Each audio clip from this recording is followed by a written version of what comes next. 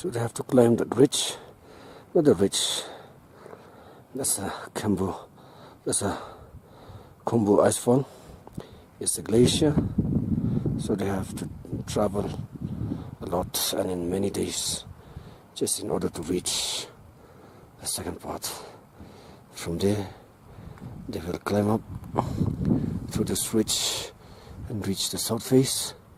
And then beyond the south face, where you can see this is the mountain beyond the south face. Behind the south face, there's another camp, that is Camp 2, and then Camp 3. Camp 4 is also at the Lhotse region. And then finally, from the south, they will climb Mount Everest. That is what was done in May 31st, 1953 by Sir Edmund Hillary and Tenzing Norgay. It's easier to go up and it's harder to climb down, harder to come down.